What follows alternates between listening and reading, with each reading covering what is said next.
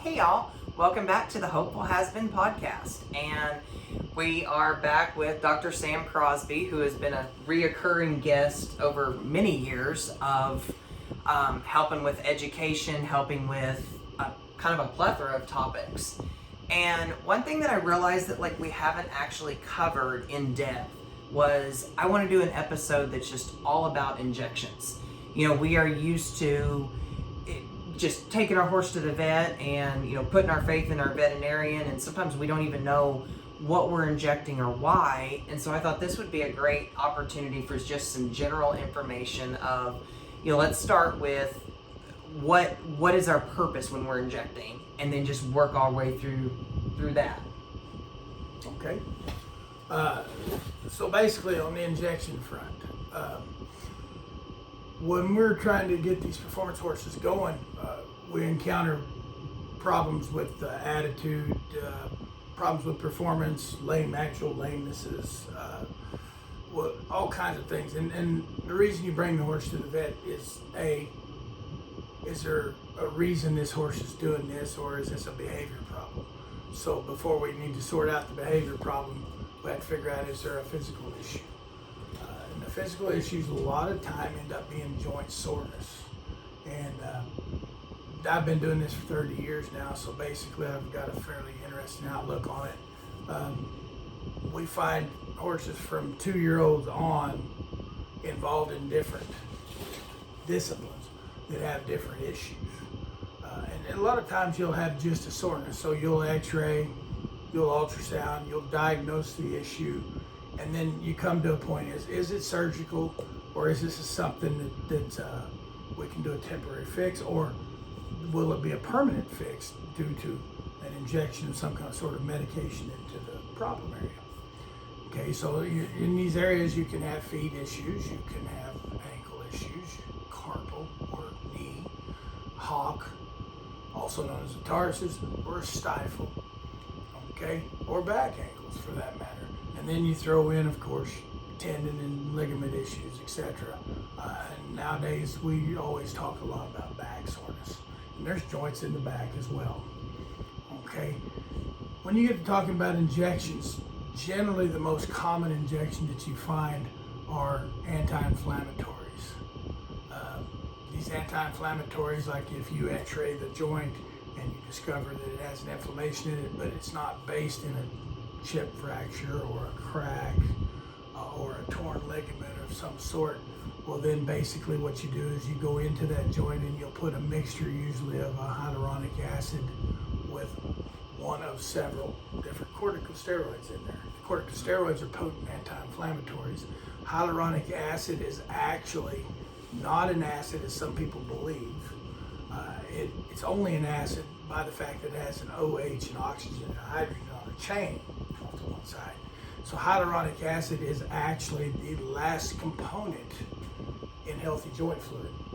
So the joint membrane is in charge of building healthy joint fluid and secreting it into the joint. And that joint fluid acts as a hydraulic type of shock absorber to take the shock and also to provide lubricity to that joint. So basically what happens is if we get inflammation in that joint, the inflammatory cycle starts out, and then the joint membrane discovers that, hey, we've got some inflammation in here, and it starts secreting joint fluid. Well, then it secretes too much joint fluid and it becomes an inflammatory cycle. And now we've got wind puffs, or whatever you want to call them, galls, there's all kinds of names for them. We have a puffy joint with a lot of fluid in it. That cycle has to be broken because it's damaging that joint as it goes on. So you put some sort of medication in there. As I said, you'll probably use triamcinolone, which is a corticosteroid, depomedrol, betamethasone. Everybody has their favorite corticosteroid that they work with, depending on the joint, the location of the joint, and what you're trying to do. So put a little bit of that corticosteroid in there and that hyaluronic acid. Now, as I said, the hyaluronic acid is the last constituent of healthy joint fluid. So when I say that, what I'm saying is, pretend you're like watching them build a Model A Ford on the assembly line that Henry Ford did. And they had a fender on here and they had a wheel on here, and then right before that goes out the door, they put the steering wheel on it. Okay, hyaluronic acid is in that assembly line, and at the very last deal before it goes out, bam, they put the hyaluronic acid on there. So when we put the hyaluronic acid in that joint, it actually reduces inflammation in the joint and provides that material to make healthy joint fluid with. Okay. While the corticosteroid is reducing inflammation from the fact that it's an anti-inflammatory. The hyaluronic acid is reducing inflammation and adding healthy stuff that the joint needs at the same time. So that's our normal injection, would be that mixture of hyaluronic acid and corticosteroid. So let's talk a little bit about like what causes inflammation in the joints. Is it always overuse in the older horse, or what causes it in like some of our younger horses? Well, when you get a 2-year-old, basically that joint is already growing. All of the joints are growing as a 2-year-old still. We wait, everybody knows that we wait for the knees to close. Because the knees are the largest joint on the front legs. There is a growth plate above and below that knee. And so they're waiting for that to close because that signals that most of your joints have closed already. Most of your epiphyseal plates or your growth plates on the, because a bone doesn't grow from the middle, a bone grows from either end. And those growth plates are there. Now, if we're training too hard on a 2-year-old who's basically in his growth and development phase, and those bones are growing, well then he'll get an inflammation also known as an epiphysitis in that above and below that knee or that ankle, and then that joint gets big and boxy look to it. And a lot of time that has to do with your magnesium and then some other different compounds that are out of balance, and you can take some products and you can kind of help that. But if we don't know that it's an epiphysitis and it's just started out, it could translate to a carpitis or an inflammation of the entire joint.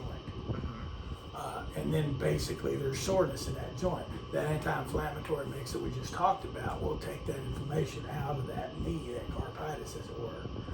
If you continually train on a 2-year-old and he has a form of carpitis or an inflamed carpal joint, the bones actually get softer.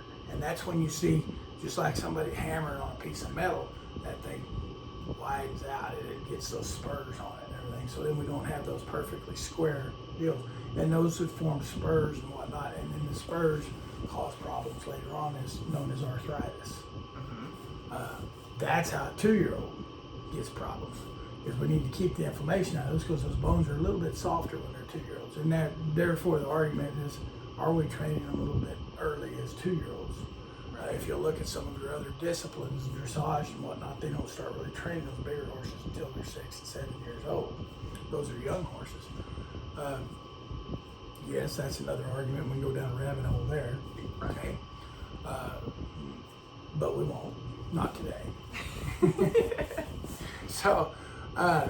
So that is one reason you do that. Now, another reason you would have inflammation, and Summer and I just experienced this a minute ago, is you can have an OCD formation in a joint. And OCD is osteochondritis dissecans, where they actually have a growth deformity in the bone, and there'll be chips and or a cyst, a bone cyst of some sort, or there'll be a flat spot on the joint surface that causes inflammation. And in those cases, it's interesting. You catch those with the X-ray machine, and some of those are surgical. Some of them will go ahead and you just give them time, and they'll go ahead and grow out of that.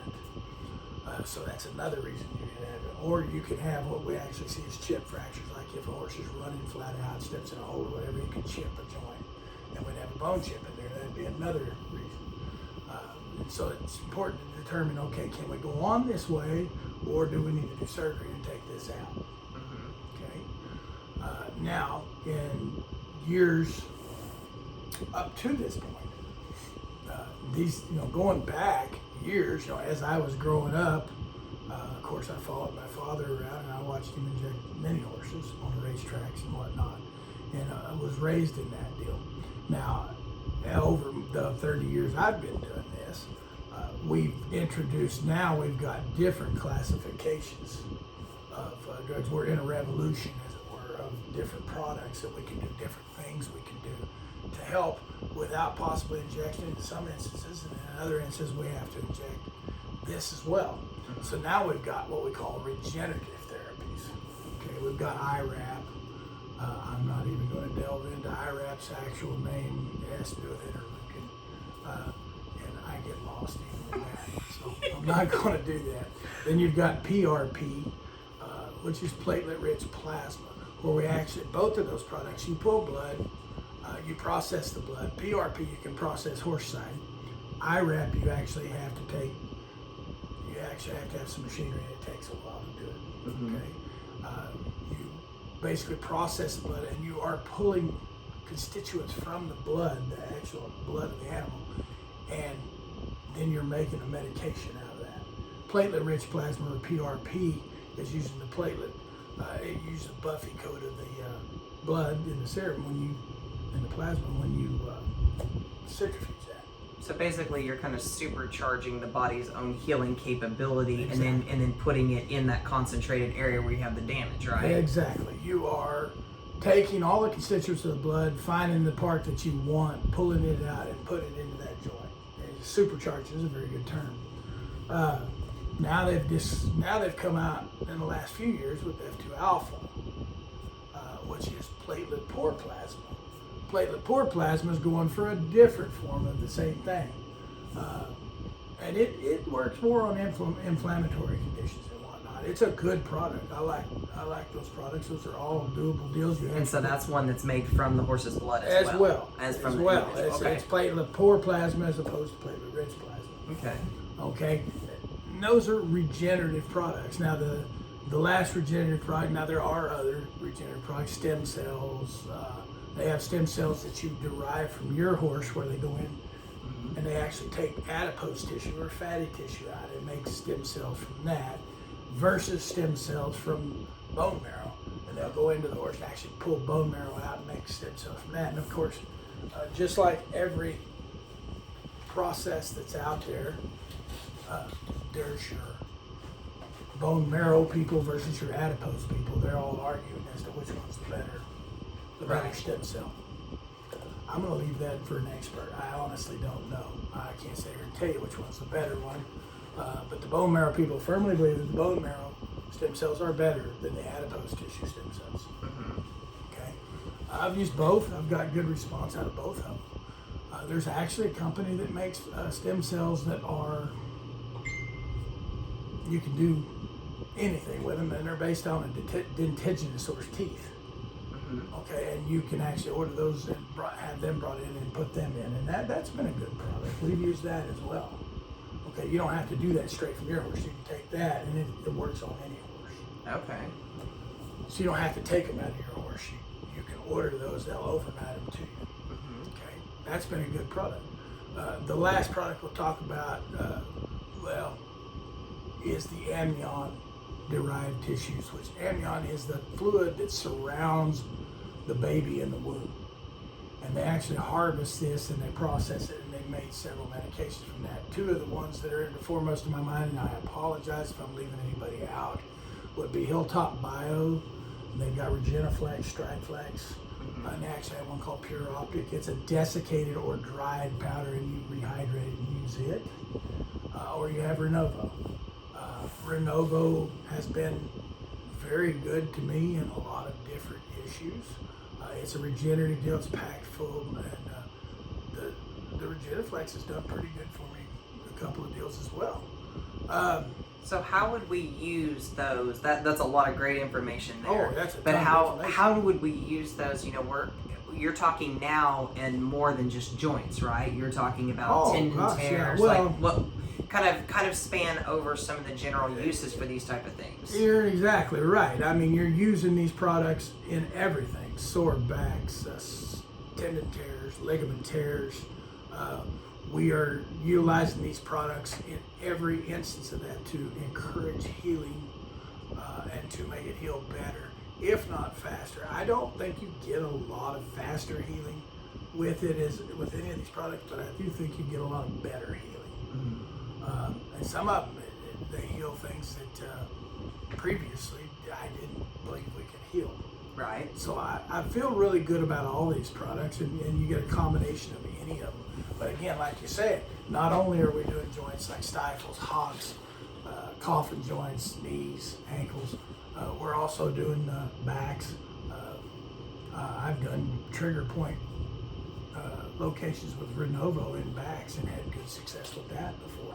I've On wounds and cellulitis, we worked on wounds. one of those together with the Renovo. Wounds and cellulitis, you put those products on there, and that's again the Stride Flex, Regeniflex, which does some of the same stuff. Stem cells do some of the same stuff. PRP, we use PRP in some of the same deals. All of these products have been used, and everybody has their favorite. Right. Okay, but there's a bunch of them. So you have so far your corticosteroids and your hyaluronic acids, and then you have your regenerative products. Okay, your third deal that's newer but not new is your polyacrylides. Okay, polyacrylides don't fall in regenerative medicine, they don't fall in the other deal. They are actually an extremely thick form of a hyaluronic acid. They go into a joint and basically they act like a new layer of asphalt over a bumpy highway. So if you have arthritic changes in there and you put that in there, it will go into that joint and it will cover all of those degenerative areas, those arthritic areas. It'll cover those, and it's very, very slick. And it will allow that joint to continue working the way it was supposed to work. And it'll stay in there for quite a while. I mean, some people claim that it'll work a year. I've seen some that it did. I've seen some that did do that. The polyacrylides are drugs like Arthromid, Noltrex, Spring.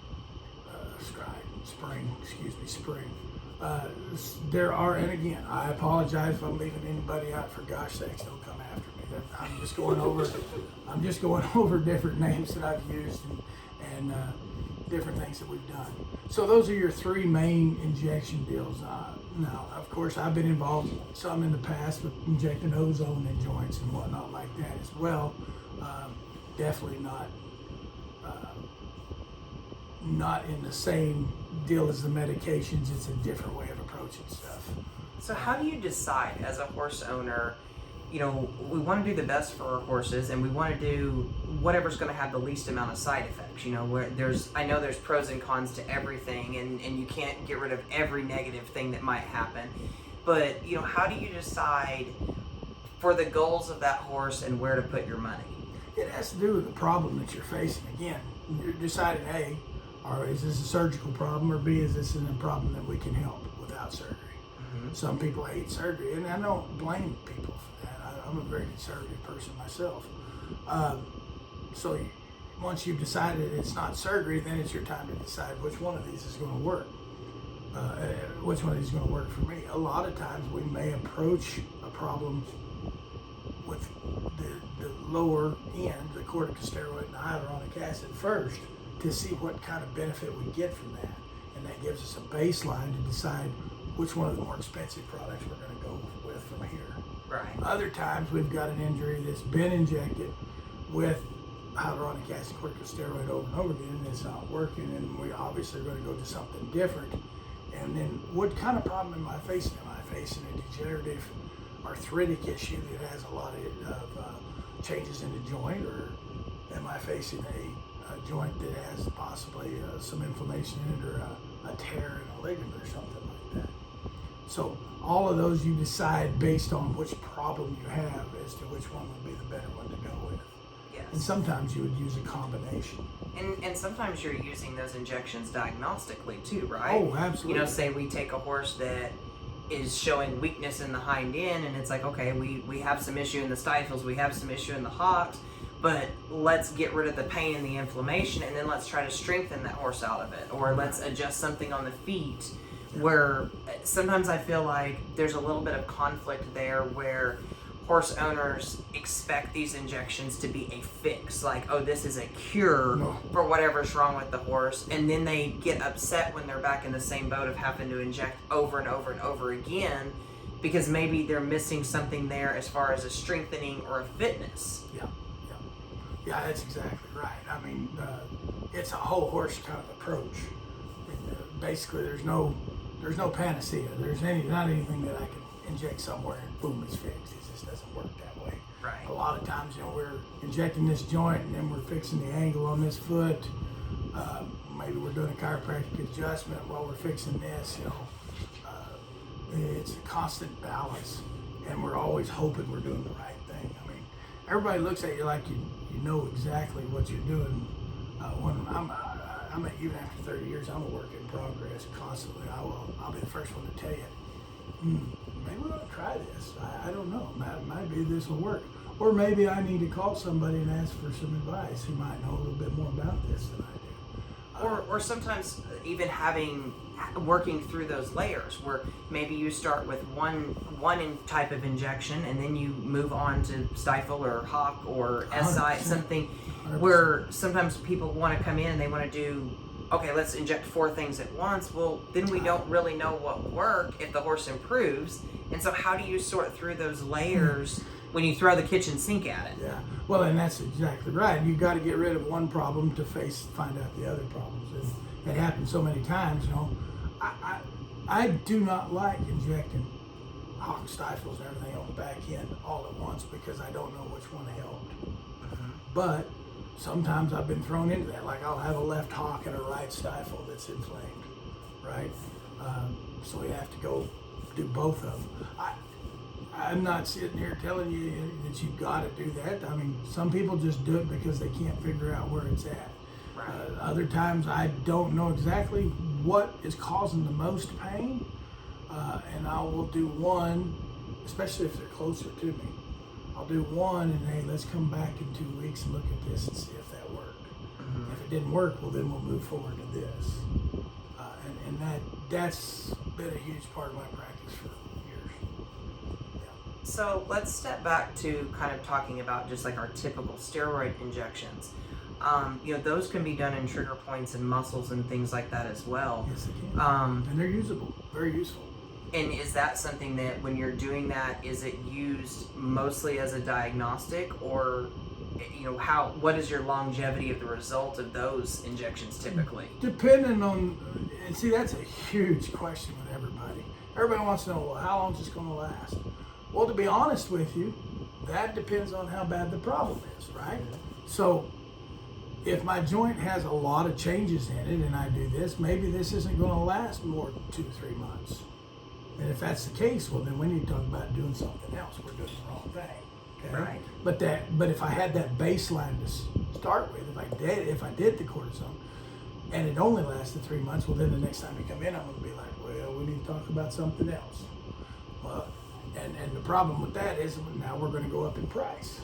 So we need to talk about that. How do we want to go about this? Sometimes there's actually a surgery available that will mediate us not having to do an injection. And I use, for example, bottom joints of the hocks, tarsal, metatarsal, distal, intertarsal. If you have some arthritis in there, we're injecting the hocks. A lot of people inject the hocks 6 months, every 6 months to a year, is what they call maintenance injection. I'm really a big proponent of let's only inject them when they're actually sore. Right. But I understand everybody's. Sometimes it has to do more with your showing schedule, where you don't want to get to the show and that soreness hits right as they're getting off the trailer. You don't want to get into that, right? Yeah, you're doing a prevention deal here, and then you don't want to get into that. You want to kind of go on with this deal. But like if my tarsal, metatarsal, distal, intertarsal joints at the bottom of the hocks are in fact causing me to inject this horse more than every 6 months, let's talk about fusing that hock joint. Okay, the problem with that is then everybody gets on Google and they read all of these reviews by all these people that have no freaking idea what they're talking about. And then I get a call back, it's like, well, I've heard that surgery doesn't work at all. Oh, that's interesting, I've done it. I've had it done several horses and it worked really, really well. So I have to go with what works for me. Right. If I'm advising you to do something to your horse, I'm advising you based on the fact that this has worked for me. If it hasn't worked for me, if it's something that doesn't work, then why would I want to do it to your horse? Right. I don't want it. I'm just trying to get you and your horse happy. But now, going back to your deal, is everybody wants to know how long is this injection going to last? I can't tell you that. The medication may last up to 42 days, but the joint might have a bigger issue in it that would preclude that from lasting any longer. Because when we break that inflammatory cycle, that injection basically just broke the inflammatory cycle. And then if the problem in the joint causes that joint to get sore again within the next 3 or 4 months, well then that problem's too big to be doing that injection with. But hopefully we break that inflammatory cycle and that joint will last another year or 2 years before we have to do it again. That would be ideal. Ideally, of course, we do it one time and then never have to do it again. Right. Probably your biggest fallacy that you hear that comes through here all the time is I don't want to inject this joint, because once you start injecting joints, you can't quit. You have to keep injecting joints. Everybody says that. Oh my gosh, that's a bunch of crap. Okay, let's use reverse logic on that. Once I injected that joint and it helped him a lot, then he started working and you figured out where your problem was. And that's why you injected it again. You didn't have to inject it because you injected it the first time. You had to inject it because you actually knew where the problem was and you couldn't logically ignore it. You had to go back and inject it because you knew that's what was stopping him from getting you that best time. Well, and can we circle back too and talk a little bit about like how interdependent our hock and stifle joints are? Sure. Because I feel like a lot of people want to separate those two. Well, it's only hock or it's only stifle. But when you actually look at the mechanics of the horse, those two joints are interdependent. Mm-hmm. So if you have inflammation in one, chances are you're going to have some inflammation in the other to some degree. Possibly. I mean, it does happen. It does happen. I think more often than not, the pain you see in a hock or the pain you see in a stifle is more reflected back in the form of what we call a whorlbone, which is the trochlear bursa, trochanteric bursa, in the hip, or the SI. I think they take a bigger brunt from one of those joints being sore than the other joint does. So I don't really I feel more like if my right stifle's sore, I actually have a sore hock or a sore stifle on the other leg. Mm-hmm. The compensation. From compensating. No, that makes sense. I don't feel like, and I agree completely with you, those two joints, the stifle and the hock, are interdependent. They're basically working, that ligament ties them together. Mm-hmm. And they're made for that horse to go to sleep standing up. Right. And then so basically that ties those two together. Yes, sometimes you will. So typically you're going to see more secondary stuff radiating up higher. Typically you're going to see a whorlbone or trochanteric bursa or a SI, a sacroiliac soreness with the stifle or a hock. Okay. And in your mind you're like, the SI is more commonly seen with the stifle. And then as soon as I say that, the next horse comes in, it's going to be a whorlbone. Right. And a stifle. You're like, oh, he's not fitting the deal. So what about on like the front end? Let's say if we're looking at going along that thought process of bursas. Okay, if we have a bursa sac in the shoulder, like if we're starting to get a bursitis there, short of trauma, like we understand if that horse runs into a pipe fence or tries to jump something and doesn't make it, trauma can obviously cause inflammation there. But if we're seeing it from a pain radiating standpoint, is that a primary issue typically, or is it typically coming up from the feet? Okay, so that is a huge deal. You will get primary shoulder soreness. It's hard to diagnose an issue in the shoulder. I mean, you can use ultrasound, you can try to x-ray it, you'll x-ray a good part of the joint, but you're never going to get the whole joint.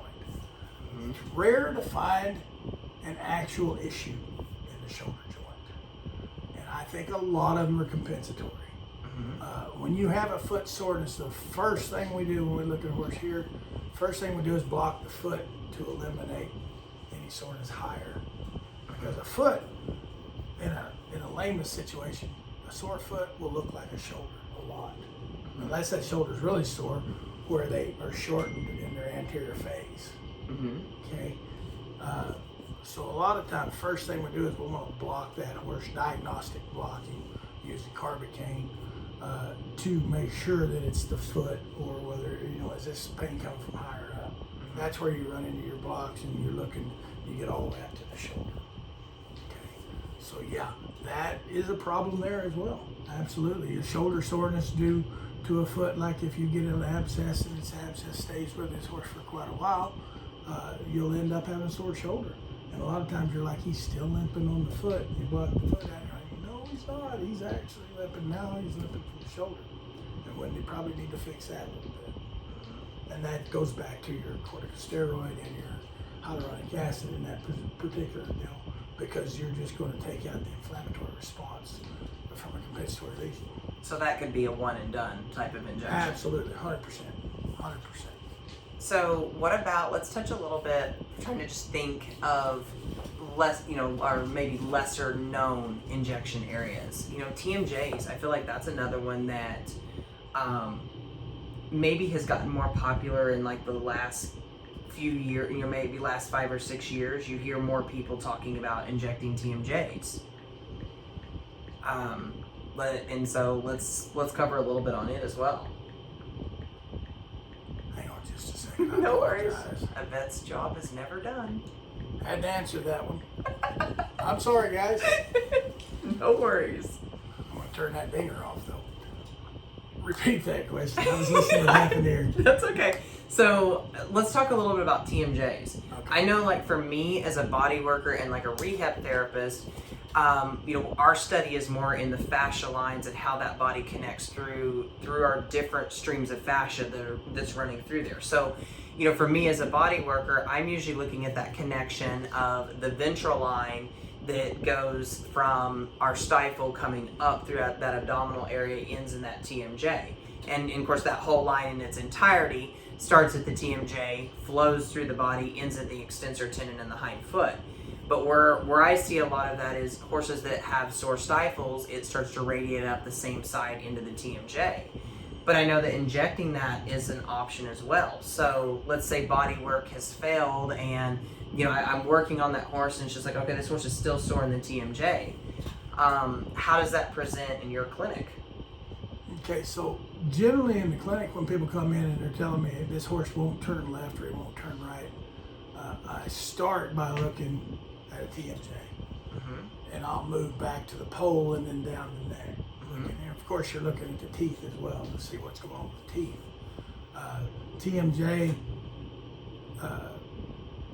soreness, you're right. A lot of times it goes back to a stifle or something like that. You'll see that quite a bit. Now, what I also find a TMJ connected to is a pole. Mm-hmm. A pole that would be subluxated or like say out. Mm-hmm. And I'll usually chiropract that pole, neck, get that chiropractic and get that fixed. I chiropract TMJs as well, but I have limited success chiropracting TMJs. I will get one every once in a while that I feel like I fixed chiropractically, but I usually go ahead and inject them anyway because there's always a hint of soreness left in them. Mm-hmm. Injecting TMJs is not difficult. It's not a hard thing. Just checking them to be sure they're there. And usually, like you say, when you find a stifle that's bothering one, I might go up there and check that TMJ just to see if it's reflecting that. Mm-hmm. I try to check. When I do an exam, I'm trying to do a full exam anyway, so I'm starting at the front, going to the back, so I should have already found the TMJ before I got to the stifle. Right. A lot of people have different ways they adjust the TMJ, putting their finger in the mouth or their fist or whatever. And I always give myself a little bit of a manual deal to see if I can get it to go my way. A lot of those are luxated somewhat. And by luxated, I'm saying that they're actually out and they'll move over just a little bit. But that action actually does leave a little bit of inflammation in the joint. Mm-hmm. So it doesn't hurt to inject if there's some inflammation there. Yeah. So what else? I'm sorry, but you go ahead. I do use corticosteroids and hyaluronic acid on that. So that's still kind of a standard of practice is going to be the steroid injections. Right, because that's what's going to fix it the quickest. I mean, I don't think, you look at your regeneratives, you look at your polyacrylides, and the one thing you'll see with those is that they are much pricier. Mm-hmm. So we're trying to do this as financially feasible as possible as well. Right. So a lot of times we do go back to that, yes. And sometimes I'm sure it depends on how chronic the condition is. Like if you had a horse that maybe was presenting with like a head shaker syndrome, that might be something that it's worth that extra money to do the regenerative on, because that's something that's a little hard to diagnose and a little hard to sometimes correct. Well, and you need to look too at your tie-up between corticosteroid administration and your EPM flares. Right. That's a big deal with people these days. So some people do not want corticosteroids in their horse, so you have to look at that. And sometimes that is the entire reason that we use PRP or F2 alpha or something like that. Well, then you also have horses that have metabolic conditions like IMEM and things like that they just, in the same way that people have a bad reaction to steroids, we have some of these horses that have autoimmune issues that cause the same thing. That's true. Yeah.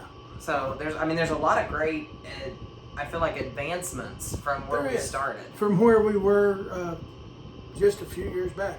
I always feel like an idiot doing this deal because I don't know how I practiced 5 to 10 years ago, not knowing what I know now, you know. I look at it like, God dang, how did I ever get by this?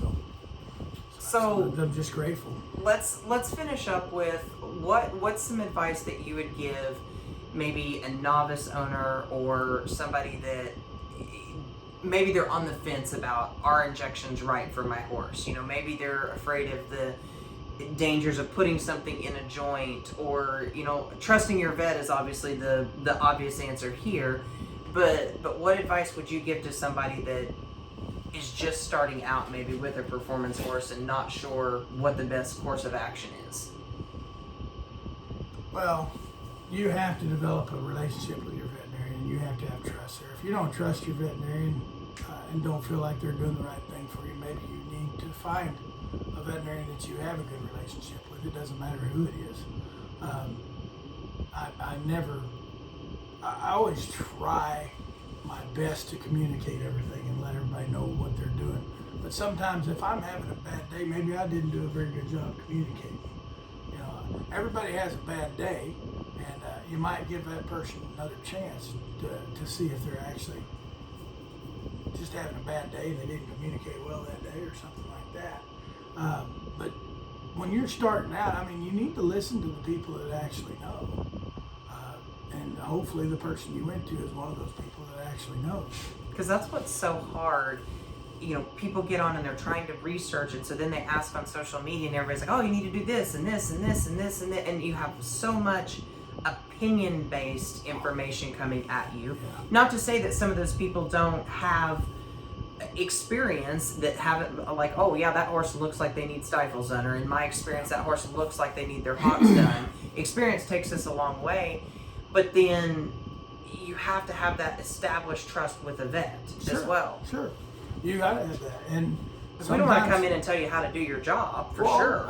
And some people do. Some people want to do that, and that's, you know, that's their prerogative. Some people have been stung enough that they want to say, hey, this is what I want done. This is, you know, I'm always giving my advice. You know, I'm going to give them the benefit of what I know, what I don't know. And so what's some good information for them to come in with?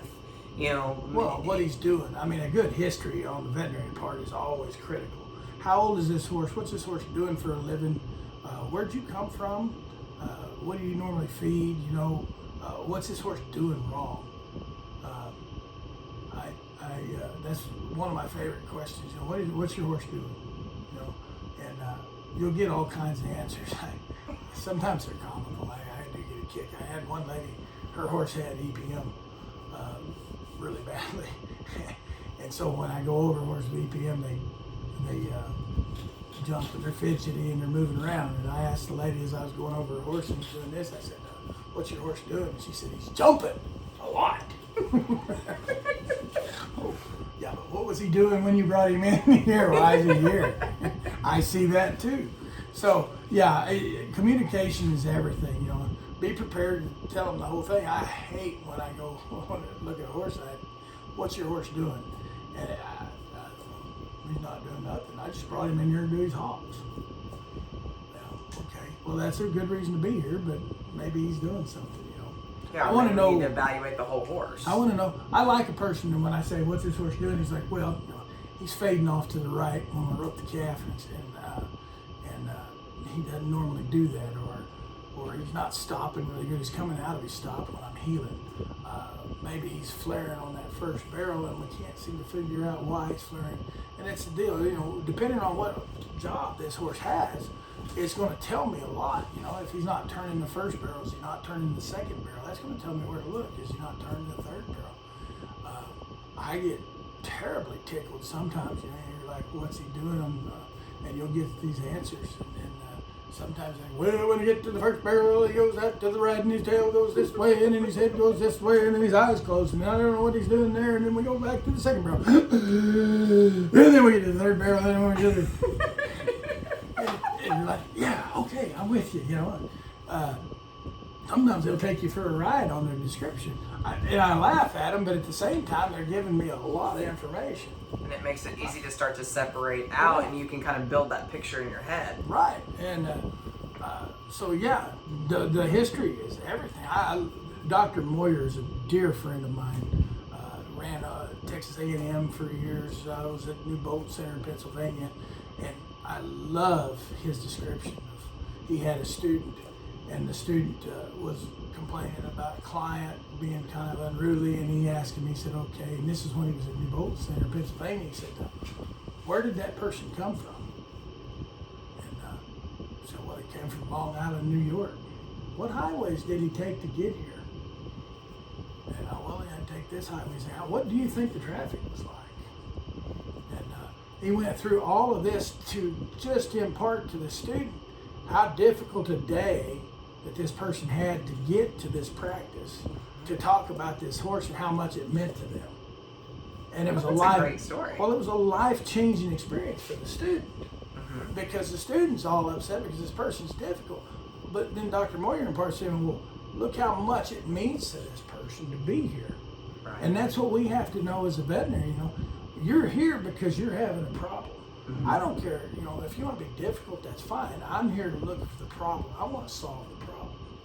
And that's what veterinarians should be about, is I'm here to solve the problem. And we got to fix this issue. And that, to me, is, that I love that story, because he taught that guy a life lesson right there. No, that's amazing. That's great. So let's finish up with follow-up care. You know, I know that it's inconvenient at times to bring that horse back for a recheck, even though, you know, especially if everything's going good. Most of the time we just go right back to running, right? But let's talk about how much it helps you as a veterinarian to have that recheck, even if it's just, hey, we went over this guy and 10 minutes out the door, he's great. Yep. Rechecks are phenomenal. I don't get as many of them as I probably like. I almost, in the EPM cases, I almost demand a recheck. Because in that instance, it could go either way. It could be, you know, we may have any kind of a problem that, and my pet peeve with that is when I treat one for EPM and then I see the person a year later and they said that didn't work. Well, there's a reason it didn't work. And I needed to see so I could apply the fix and fix my direction. But even the same with the injections, though. You know, it's Injections, like, and- what if you do one thing and then another thing starts to surface and and they go, hopefully- oh, well, that vet didn't do his job. Well, Yeah. you didn't have the opportunity because they didn't come back and let you go over that horse a second time. Hopefully they will come back. You know, I feel those calls and texts a lot. You know, like, hey, did the stifle, but it didn't really fix it. He's still off. Fantastic, bring him back. And I try to communicate always, you know, please be prepared to come in for long haul. It might take us 2 trips to fix this horse. Right. There may be something. It's like peeling the onion, you know, like Shrek and the donkey said. There's layers. You know, maybe it's a parfait. I don't know. Parfait has layers. Yeah, no, I think that's great. So, any last thing on injections? Any last little information there? I think this has been wonderful. No, I don't think so. I think we've covered it. All We're doing good right. here. I appreciate it. See y'all.